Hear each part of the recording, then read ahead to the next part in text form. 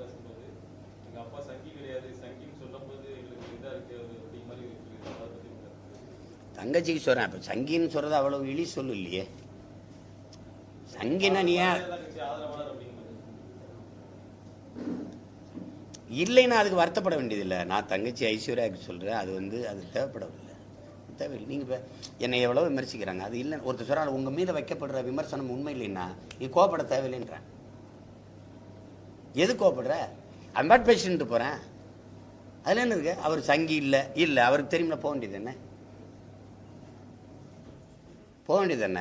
அதனால அவரே சொன்னார்ல, வள்ளுவரை நீ என்ன தான் காவி போட்டாலும் அவரை மாற்ற முடியாதுன்னு சொன்னது அவர் தான். அது அவர் தான், ஐயா ரஜினிகாந்த் சொல்லியிருக்காங்க. அதனால அதுக்கெல்லாம் வருத்தப்பட வேண்டியதில்லை. அவர் ஆதரவர், அவருக்கு விருப்பம்ங்க. நான் சொல்லுவேன், அவருக்கு இமயமலைக்கு போக பிடிக்குது, போறாரு. அவருக்கு மோடி நண்பர், ஆதித்யநாத் யோகி நண்பர், அவர் கூப்பிட்டா போவார். அதெல்லாம் நம்ம மறுக்க முடியாது. துக்ளக்கு விழாவை கூப்பிட்டாலும் போறாரு, ஐயா கருணாநிதி விழாவை கூப்பிட்டாலும் போறாருல்ல. அப்படித்தான் பார்க்கணும். ஒரு கலைஞனை நீங்கள் அவரை சுதந்திரமாக எல்லா கலைஞர்களையும் விடணுமே ஒழிய உங்க விருப்பு வெறுப்புக்கு பொருத்தி பார்த்துக்கிட்டு இருக்கக்கூடாது, அது தேவையற்றது. அதனால தங்கச்சிக்கு நான் சொல்கிறேன், சங்கின்னு சொன்னால் சொல்லிட்டு இருந்துட்டு போகிறான், அதனால என்ன இருக்குது? அது அவ்வளோ பெரிய ஒரு தகாத வார்த்தை இல்லையே.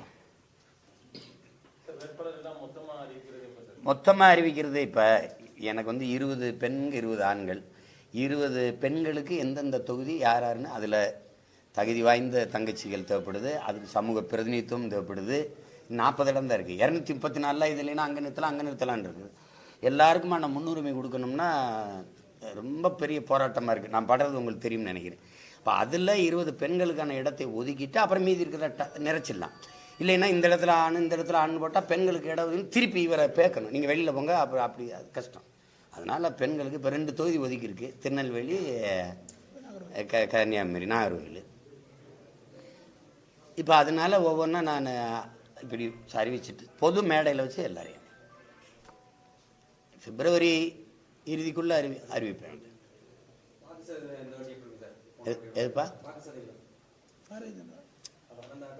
வாக்கு சதவீதம் எனக்கா?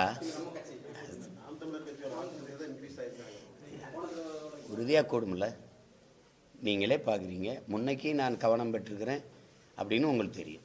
நீங்கள் ஒரு தாள் சுவரொட்டி தான் நாங்கள் கூட்டத்துக்கு ஓட்டுறோம். நேற்று சுரண்டையில் நீங்கள் பார்த்தீங்கன்னா தெரியும். இன்றைக்கி கோயில்பட்டிக்கு பாருங்கள், ஒரு தாள் சுவரொட்டிக்கு எத்தனை ஆயிரக்கணக்கான மக்கள் கூடுறாங்கன்னு பாருங்கள். அதில் இந்த பக்கம் எத்தனை ஆயிரக்கணக்கான இளைஞர்கள் குவிஞ்சு நிற்கிறாங்கன்னு பாருங்கள். எதிர்பார்ப்போடு ஒரு கனவோடு நிற்கிற இளைஞர்களில் பாருங்கள், மாறுதல் இருக்கும். அதனால் நான் இந்த தொலைக்காட்சியில் உட்காந்துட்டு சோசியம் சொல்லிட்டு இருக்காங்கல்ல, இவர் கொஞ்சம் இந்த வாட்டி வளருவார், இவர் அவ்வளவு போகாது, இவர் முந்துவார், இவர் பிந்துவார், அதனால் களத்தில் நிற்கிறாள் நான் தான். அது வெள்ளமோ புயலோ மழையோ போரோ போராட்டமோ சாவோ சந்தோஷமோ எல்லா இடத்துலையும் நிற்கிறது நான் தான். அதனால் எனக்கு தெரியும்ல என் மக்களின் மனநிலை என்னன்னு. செய்திகளை உடனுக்குடன் தெரிந்து கொள்ள உடனே சப்ஸ்கிரைப் பண்ணுங்க.